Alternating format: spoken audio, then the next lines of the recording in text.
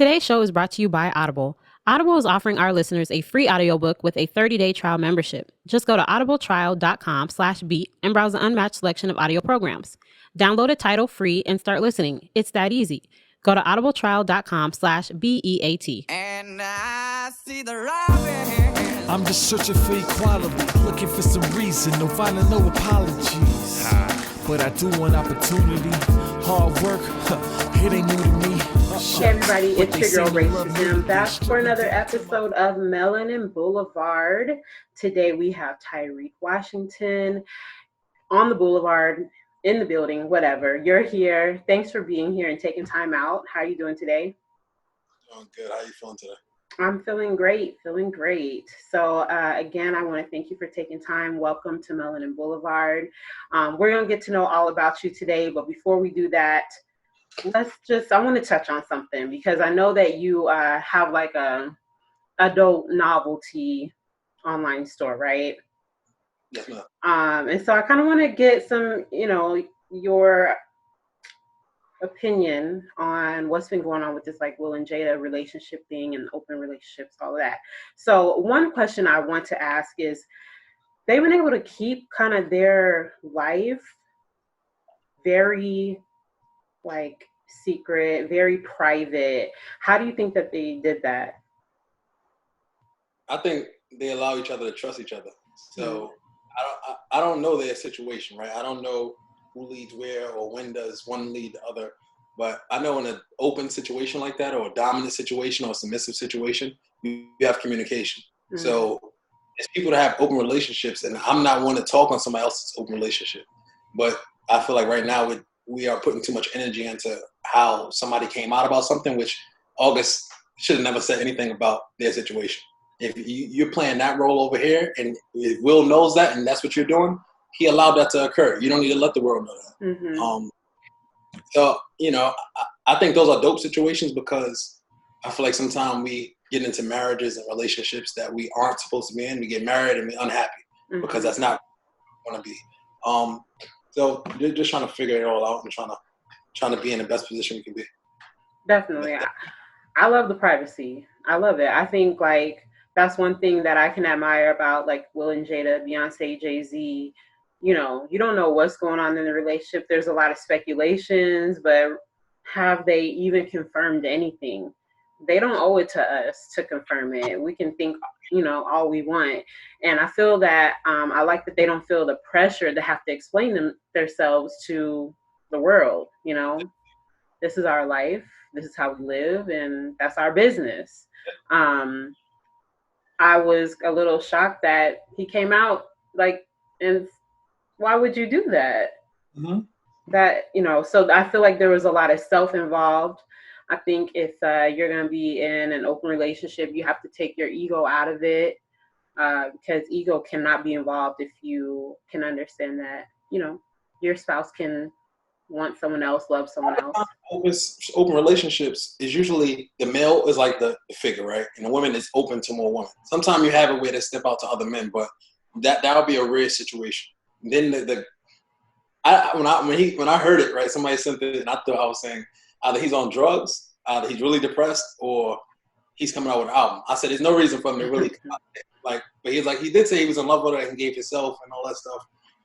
People handle things differently. I just don't know what would be the point of doing that, in a forum. Like, you can go talk to somebody privately. You need a therapist, go talk to your therapist, go talk to your friends. But coming to a public forum to speak about it, that was a little off to me. So yeah, and so him doing so kind of has people looking at Jada like with a side eye, telling her that she needs to bring herself to the red table talk and all these things. But I feel they've had a healthy, everybody goes through things. There's nothing that's perfect. When you decide to spend your life with someone, however you may see fit, you have to make it work. But she don't need to be at the red table talk. August definitely needs, some help. He's hurt. He might not have been mature enough or even the right person for that situation because it's obvious he couldn't handle it, Nope. So that's what I think. And I just wanted to get your opinion on that because a lot of people have a lot to say. It's been a hot topic. and I like talking about it because I'm not close to an open relationship. I'm not close to being with somebody and if they want to do their thing, but it's usually me being the dominant and leading, and the woman saying we can bring another woman. But it's different because I know guys that are open to so many different things, but they're not going to speak about it. Just like, hey, I like being pegged, or I like this. It's just some things you just keep in your closet. My type of topic. Until the time has to come out. Yeah, I agree. When we spoke before, I kind of told you I have the Melanin Boulevard After Dark, and these are topics that are very important that I feel need to be spoken about because we're so closed in when it comes to our sexuality, and there's one way or no way. There's so many different ways. We have to be open to that, and we have to be open to allowing people the space to express the things that they like, what they desire, what they want. Monogamy is not for everybody. An open relationship is not for everybody.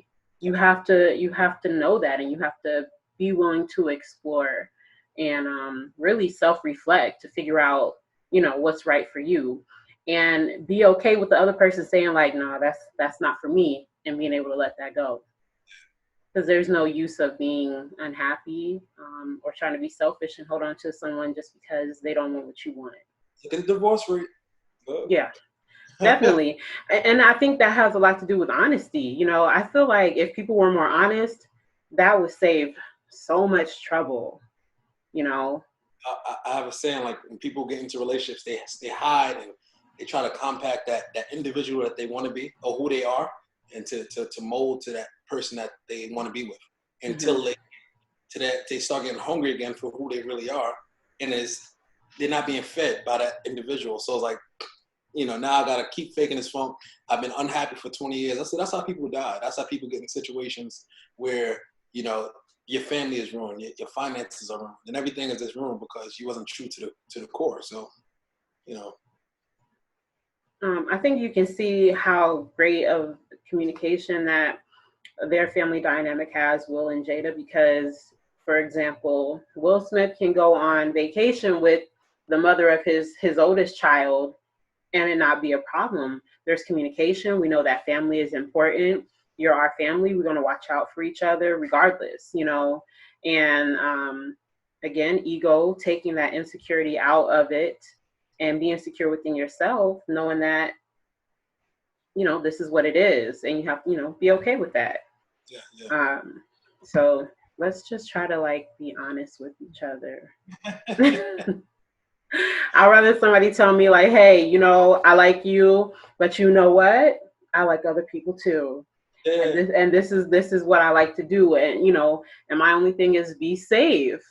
I feel like when you start lying and you start being deceitful, and you start sneaking, that's when the impulse decisions come in, and that's when you can get yourself in trouble and, cause bodily harm and bring it home, and that's not cool. I feel like the guys, for men, right? Guys sneak when they can't talk to a person. Or I've been in situations where my lady has been open to bringing other ladies, or we go out and it's like she wanted to have a sister wife, or in multiple situations. And then I have guy friends who I'm very close with. They're like, my lady could never do this, or my lady would never do this. And I'm like, bro, if you don't open that door up and allow her to be free in conversation and also just touch on it, there's gonna be things that you'll never know that she's done, and she'll do it behind you because she can't approach you. There's certain things she just can't talk to you about, and then they think I'm crazy because I'm more open to certain things. But at the end of the day, we look at this? It's research. Just read things. Just try to pick brains and see how people feel. That's not your lady. When it's not your lady, it might not come out as genuine or as free because it's she's talking to you. So. Just trying to figure it out. When you gauge people, I think you get a better approach. I saw someone on Twitter having a conversation, and it was to the effect of, not being okay with, your wife or your girlfriend going out and being with other people or whatever the case may be, and they were very possessive, and somebody kind of checked them and was like, that might be the person that you're with, but you don't own her, you know, you don't own them. I think that possessiveness and like, this is mine and only mine and nobody can have it, it's selfish, in my opinion. I think it's very selfish to think that way if you're going to be in an open relationship. But even if you're not, being that possessive and not wanting to allow your spouse to kind of spread their wings and just be who they are is very selfish as well. Indeed. Yeah. Definitely. So I just wanted to touch on that. So let's get to know you. You know, Instagram is a hell of a drug, you know. Yeah. So I had a friend that sent me your profile, and you know, I checked you out, and you do a lot of things. So if you could just let everyone know who you are, what you do. Yes, ma'am. Yes, ma'am. So originally, like full time, I work for the government. I'm in the military. I'm in the Air Force. But outside of that, I do a lot of businesses. So I call myself like a serial entrepreneur. So I try to touch on everything. I just hustle. So I started off in real estate. I got my first property when I was in college. Then I started acquiring more properties. I only have 2 right now. That's outside of my main home. What else? So real estate is dope to me. I'm a realtor. I have fun with it, but I'm more into the investing to make profit. I love anything that gives me money flow, cash flow. Is we friends. So I had a cleaning business, which it just stopped kind of due to COVID. I had employees, but people just didn't want to show up to work, and I wasn't going to go clean anything, not during that time. So the cleaning business is definitely a good avenue to generate income. It's hard to manage, definitely people. Anytime you're managing people, to me, and it's not a process in place that works for itself, that's definitely difficult. But the cleaning business was assertive cleaners. It was under a franchise, and then I do real estate, which is assertive properties, and I do work under myself. And then trucking business, which we had 3 trucks. I had 2 partners. That was assertive logistics. That was an animal in itself. A lot of money, a lot of debt, a lot of so it just really depends how that go. The trucking business is definitely a monster. You know, you can be up 40, 50,000 one month, and then somebody doesn't do their part on the business aspect, or somebody's late and you're down 60,000 the next month. It just really depends how you're moving. You know, everybody, to me, when you have partnerships, everybody has to be on court. You have to, you know, you can't say, well, I got my 9 to 5, because we all got 9 to 5s. We all busy, and you have to find a way to make things happen. Even if you got to stay up an extra 3 hours, you know, find a way to make things happen. When people aren't on cue, you lose money, and then your pockets start hurting. So that was an interesting business. We still only have 2 trucks now. We're in the midst. We're trying to figure things out, trying to figure life out. And then I have the suiting business. I love dressing. Before I was helping people come to me and just ask me, oh, can you help me, point me to the right direction to get this suit? Or I'm like, yeah, I got you. I'll send them to somebody that I'm cool with, or somebody I know that does good work. I'll take them to Suit Supply or these other stores, and I'll say, you know, pick this, pick that, pick that. And somebody will give me a little commission, or I'll just do it just because I like to dress. And I said, why am I sending, even though I love my people, I'll still send them. If I can't do it, I'm going to send it to somebody I know can do it. But I said, I can start to generate that profit for myself. Come to me, let me push my own brand and, you know, start to grow it. So I've been doing it for like 3 years, but now we started the business this year. And I mean, it's moderate. It's moving. It's not just booming, you know, but it's moving. And I do like the interaction and seeing the change, and making people happy, you know, giving them the atmosphere where they come in and you get a drink, you know, seeing how their day is going, to their family. If you smoke cigars, I love cigars. So you get a cigar that's talking to me, and it's understanding where we at in life. And it looks good to see people dress good. So yeah, that's where I'm at. So when you say that you dress like stylists, or are you making the suits? How are you doing this? We make suits. So like you see the back, I have people come in, I fit them. We go through the books, and we pick out whatever fabric. Usually, like my last 3 customers, they didn't want to pick anything out. They just said, I trust how you dress. This is my idea.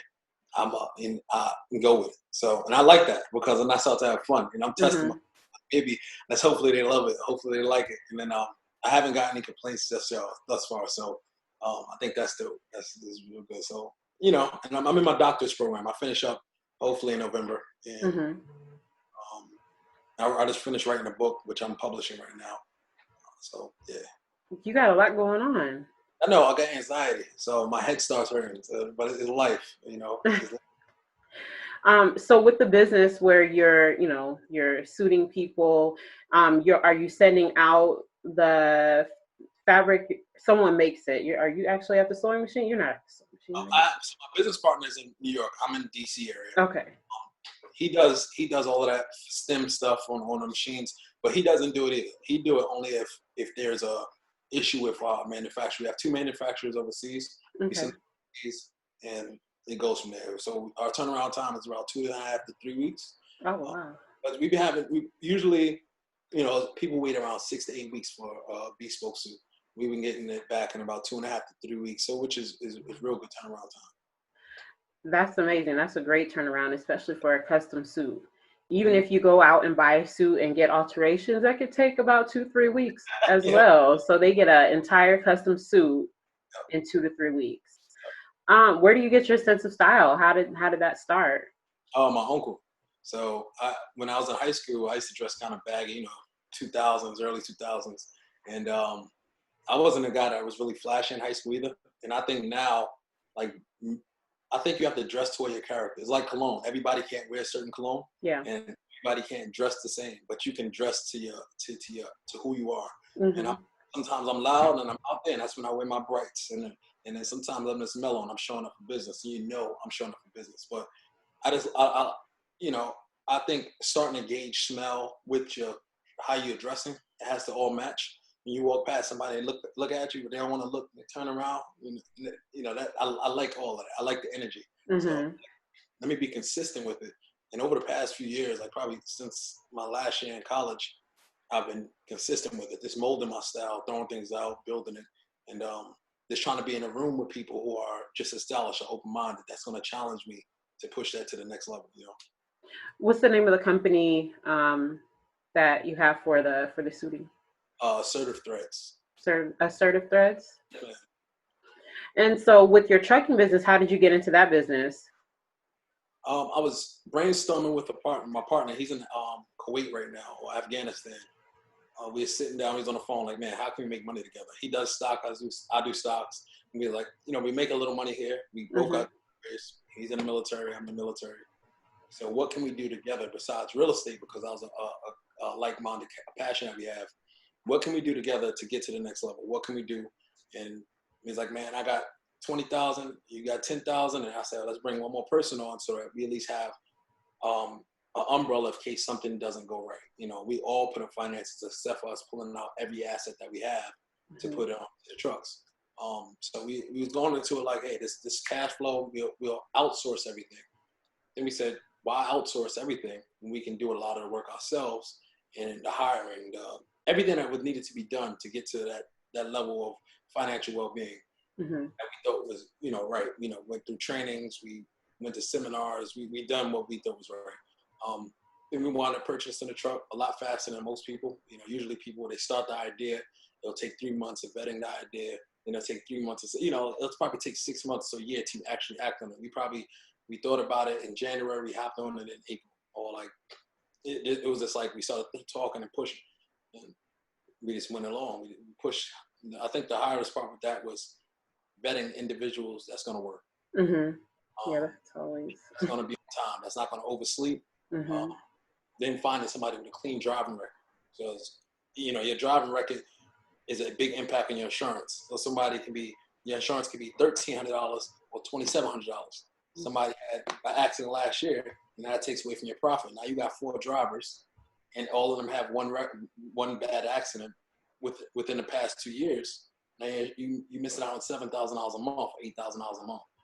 So it's a tricky business, but it's good if it's good. So with the trucking business, what types of companies do you service? We had a small contract with Amazon. Amazon, Whole Foods, Wegmans, anything that needs to go anywhere in life, you're going through a truck. It comes off an airplane, it's going to a truck. If it's coming from a warehouse, it's going to a truck. We service everything. So we bobtail, so we'll take their trailer and go to wherever it needs to go. We went over the road. Sometimes you have a good person that's like, listen, I'm only gonna call you when I need gas. If something occurs. You have somebody else that they can call you every time something happens. Adults, the window's not working.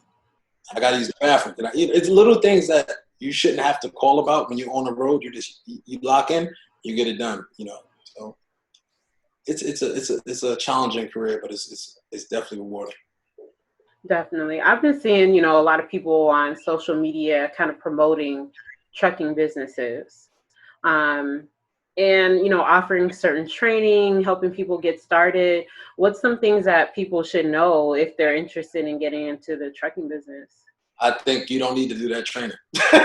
Really? Yeah. Everything that you're going to pay for I don't like to push names or anything like that, but everything that you're going to pay for through these trainings and these conversations, you can find on YouTube. Mm-hmm. You can find somebody who owns a trucking business and they can walk you through these things. Because what you're paying for, you might pay for a service for somebody to train you. Unless it's cheaper. If you're going to pay $2,000 for a service and, whoever's running the service, they're not really giving you no tangible information, you can find one or two people that own a trucking business through Google, look on YouTube, and you find these things and you just move along with it. Mm-hmm. After you do the training and they're inaccessible, what is the point? But it's worth it and it's not worth it. It really depends on your market. So you have hot times, you have cold times.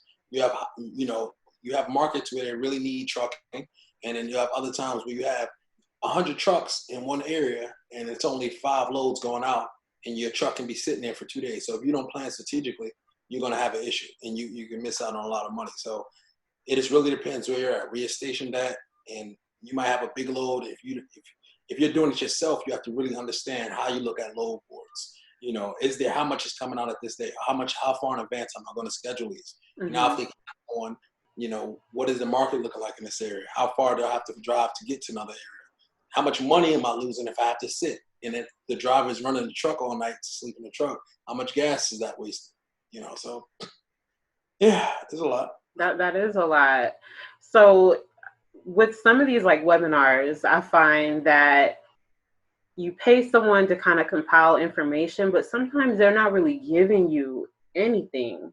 So, some of these webinars might be okay for some people who don't want to do the research or maybe are completely clueless, because a lot of things that people are teaching, they can actually look up. There's books about it that, where you can save money and invest what you would pay for a seminar into your actual business. So how do you juggle all of the businesses that you have? Honestly, I really get anxiety a lot. So sometimes I seek help and I want help, but then, everything is your baby. Like you have a child and you give your child to somebody and they're not doing something correctly, you want to oversee it. I swear, sometimes I don't know how things get done, but it gets done. Mm-hmm. I work on it. If you look behind me, I have my whiteboard. I write things down. I have another board right there. I use my phone. I use my iPad. I use my computer to always stay on cue. And if I only got to get 5 hours of sleep, I'm always going to try to work these time gaps to get things done. But then I hired an assistant who was helping me out. But then people just, things don't go right. You got to move forward. So now it's just about making SOPs and processes that be in place where I don't have to do as much. And now that things have been going a little bit automated, like real estate right now isn't hot for me. Mm-hmm. As a realtor, not looking to invest, trying to get funding, but it's some money already coming in, so it's not an issue. Mm-hmm. But to the magnitude that I want to grow, it has to be something more in place. It has to be more than just me. And for me to relax and step back to say, I have a son, I want to spend more time with my son, my dog. I want to be able to live a little bit more and not just work, mm-hmm. and enjoy the fruits of my labor. You understand? So it's a working process. Yeah, I think delegation is very difficult for some. I know I definitely have issues with delegation.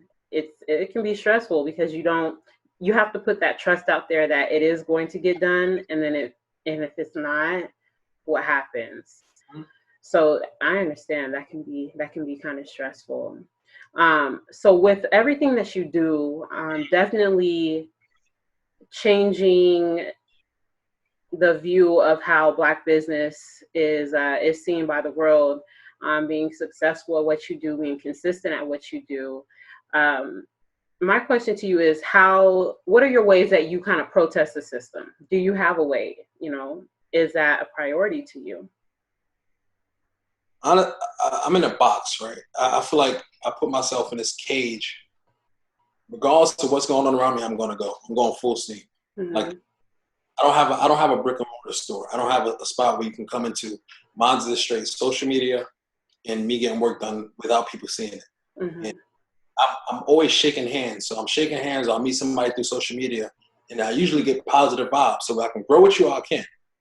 And I'm not dependent on anything. I'm not dependent on this happening or that occurring. It's like if I live a life like this. If it doesn't work, it doesn't work. If you're not going to respect the process or the business, I got you. But if it comes personal, that's different.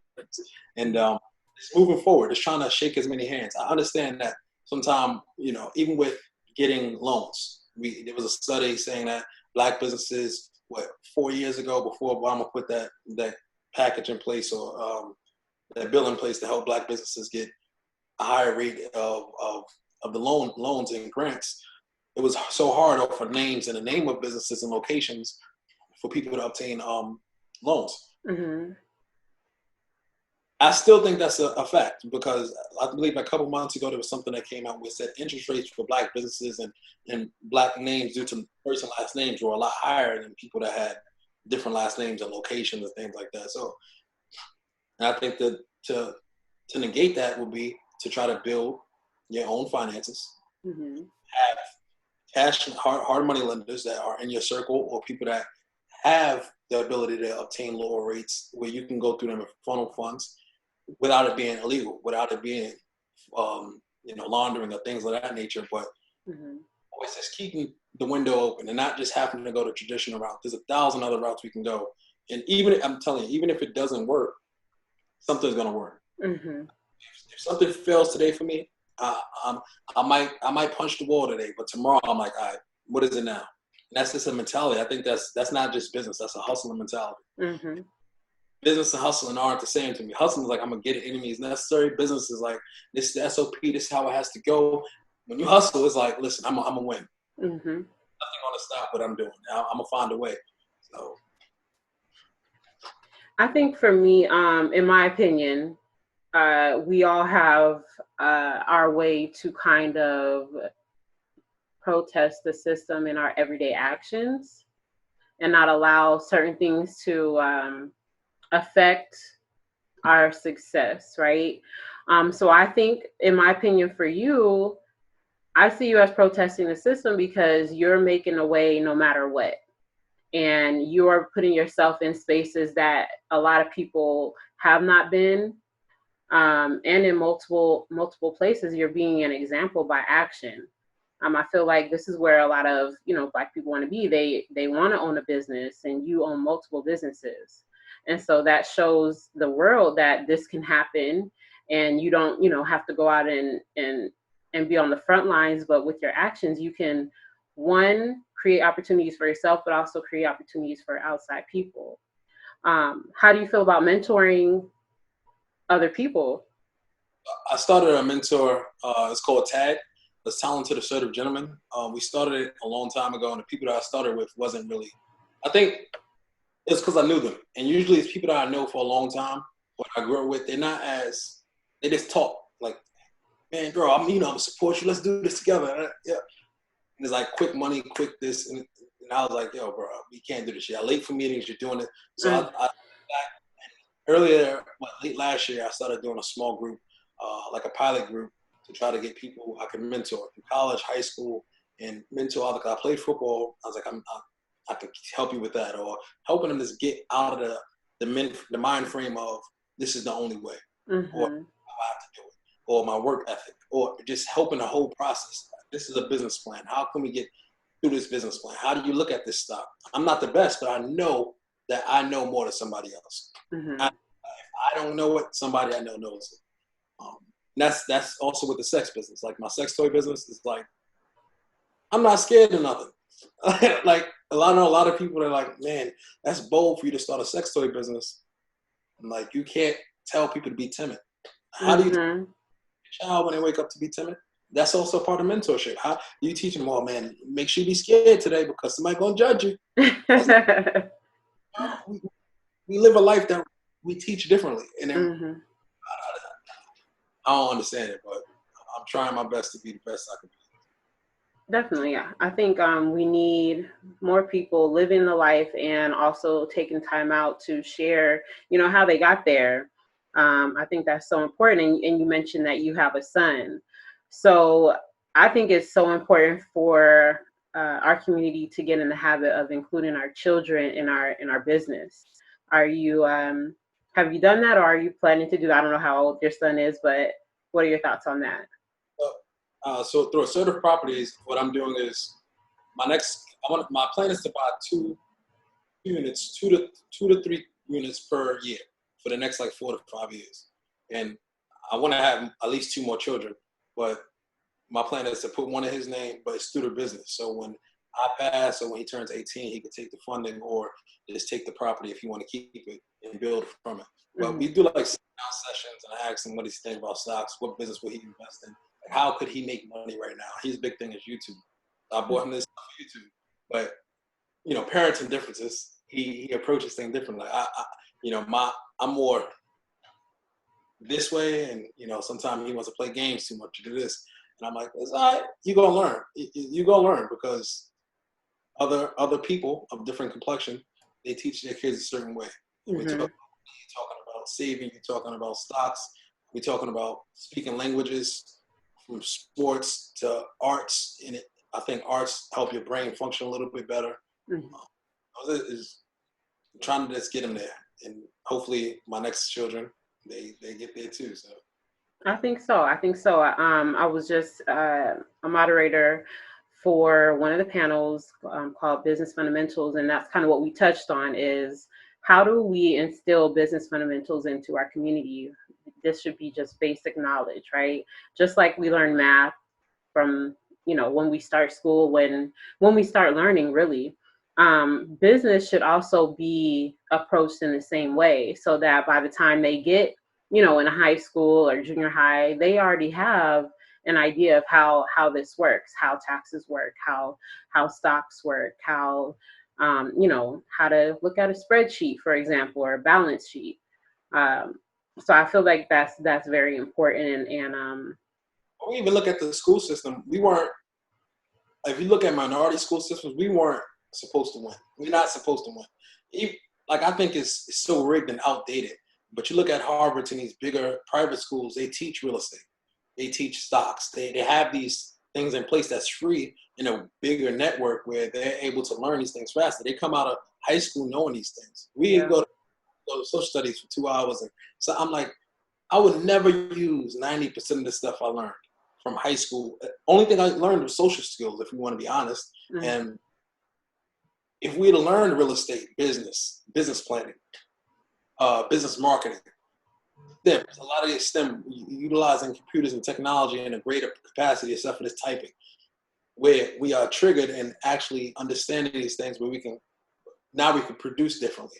We're not 5 years old, 40 years old trying to find our career path and trying to figure out how we can make 60,000 instead of faking like we make 100,000 on social media, little stuff. Yeah, I think that's important. And one thing, I feel is important is instilling, like you mentioned, STEM. This is something that's not going away because technology is going to continue to evolve. So let's shift the mindset and stop trying to highlight the stars or the people that are on the screen. And let's talk about behind the screen. Let's talk about who created this app or who created, this website. How did we create this, CRM system or whatever the case may be? Show these kids that there's so many alternatives to be involved in the bigger picture. So I think that also will help with disappointment because not everybody's going to make the NFL, not everybody's going to be a rap star, not everybody's going to be a YouTube star, but give them some skills that they can apply so that in some way they can be involved. Maybe they design the logos for the team, or maybe they program whatever. But there's other ways to be involved, and you can be included in the bigger picture and have, make way more money, and be a lot more independent and in your decision makings in life. So less controlled. So for people who are looking to invest, because I think the things that you do, two of them at least, I'm seeing a lot on social media, investing in units and multi-family, ownership. Can you touch on that about, how you got into that and why? For one, I don't think it's as easy as people put on social media. Everybody's a social media and a guru and they're a millionaire on social media. It's like, I get nervous like seeing it sometimes. I listen to I love looking at YouTube and finding out different funding means. And it's finding out ways to make money. To me, it's how bad do you want to make something happen? So if you say you have a 600 credit score, this is your first property, I did it backwards. Well, I didn't really do it backwards. My first property was a rental due to my grandfather passing. Mm-hmm. My second property I purchased was a townhome for myself, my son, my family. Moving forward, like trying to invest into properties, you don't always have to flip. I'm not into flipping, no wholesale, but I know people who are very successful flipping and wholesaling. Wholesaling is basically this consignment. I'm not really in the deal. Giving somebody I found a property, I'm giving somebody else the property that is looking to pay a higher rate. I take the middle money. Mm-hmm. Now I'm flipping. Get something for cheap, fix it up, sell it. And usually somebody use hard money lenders for that because you're getting rid of it. You told this person you'll get their money back within 3 to 4 months. You buy the property, you fix it up, you flip it. You can make a lot of money through that. I never went that avenue either. However, I've put money into people who've done that. I wouldn't personally do it because something goes wrong with the contract, something goes wrong here, there. You still owe these people their money. Mm-hmm. Whatever penalties you have to pay on top of that. So with me finding rentals, and it was usually with people I know. Somebody says, I meet somebody and I'm into real estate. This is what I do with real estate. Or I found a 3-unit, I found a 2-unit. You can put the money together and put it through my business and I'll give you this amount of profit back, per month. Or we can do it this. So I have 2 in my name, which is under the business name, and then I have 1 that's with the partner. But it's good to if you want to leverage your assets. You're about to buy a house. Like I just purchased this bigger house now, and I basically leverage a lot of assets to take out money and put it down for the property. Mm-hmm. Having the ability to leverage assets to get what you need to get, and either hold it for your children, hold it for yourself as you grow and you continue to grow. Always have cash flow coming in. You don't always have to make $120,000, $150,000 at your 9 to 5 if you have these different avenues bringing in income. Mm-hmm. But as like COVID right now is affecting us. So if you have a tenant who lost a job, who doesn't have the means of making any other side money or isn't really a hustler, they can't pay you right now. And they're protected by certain laws, but that ends next week. So we'll see how that works. Mm-hmm. So in your, what state are you in? I'm in Maryland. So you said, so basically the law that protects people from like being evicted is what you're saying. And so if they can't pay after the next 2 weeks, what happens? Yeah. So they have to have it paid in full. Yes, ma'am. Mm-hmm. And I think that Baltimore has done something good. It just came out with something where they'll pay without interest, with no interest fees, however much your rent is. You have to sign a contract. The tenant has to sign, the landlord has to sign a contract, and they will pay the landlord however much money or months you've missed up until from March to now, because that's when COVID started. So from March payment to that'll be July's payment also. But they still have to pay those payments after. So what happens when you make these payments and these individuals don't have a job still, or they can't get a job? They're going to get evicted anyway. You just caught me up on my rent, but they're going to get evicted after 30 days. Well, they'll get their 30-day notice after they miss the first one, and they're going to get evicted the next month. Dang, that's something. So, I mean, I know that might not be the most comfortable situation for you to have to do that. Is it something that you've experienced before, having to evict people? Like, do you have to handle that? I have a property manager because one of the properties is in South Carolina. Okay. But we haven't had any issues. We have issues like something breaking, but I also, due to the size of my house now, I rent out certain spaces in my house. It can be difficult, you know. Mhm. It can be very difficult. There, you know, me personally, if I'm in a situation like that, if I know somebody's a landlord, I'm not going out. If I don't have no funds, if I can't pay you something, I'm not spending money elsewhere. I'm not going out to eat. That's just not, I need to pay what I have to pay. Mhm. And I'm not waiting months. Listen, if I got to sell all these clothes I got, I got to sell the jewelry, whatever has to be done, has to be done. And I think a lot of us took this bill or law into place, this order into place,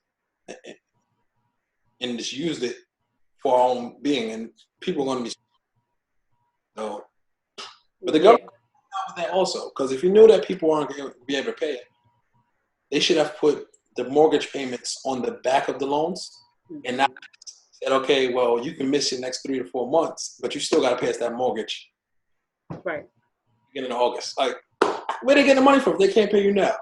Right. So, It's very unfortunate. And, you know, like you said, a lot of people kind of have their priorities messed up.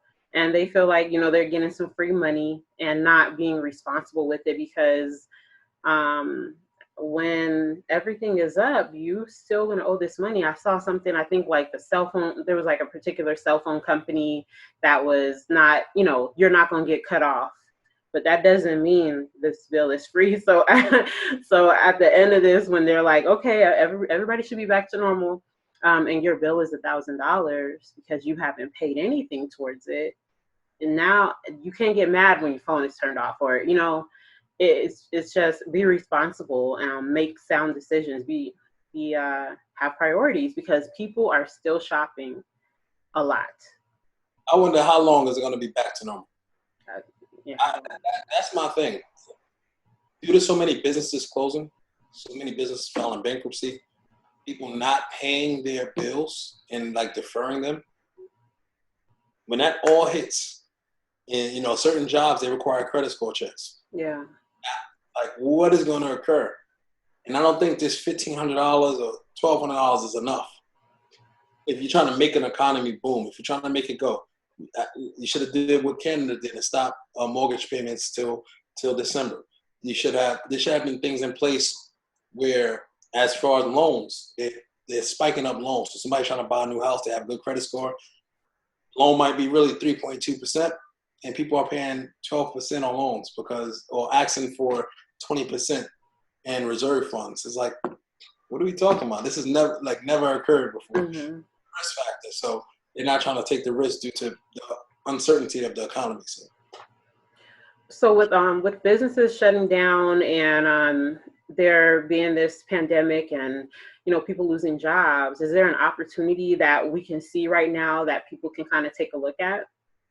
Well, for a lot of businesses are filing bankruptcy and losing and closing their businesses because that profit margin. If some businesses really in their SOPs, if they drop under a certain profit margin, they have to close the doors because they're taking money from the hand. But I think even if you look at DC, there's bars and places that's closing. If you come together as a unit, you can purchase these places. But if not, developers, people from overseas, foreign people will come and take these places and make it into their own and for the people that they want to make it for. It won't be for, you know, the establishments that we like to go to. It's hard to take advantage when you don't have the tangible asset. And if you don't come together, you know, now I see a lot of us coming together, let's support Black businesses, support this.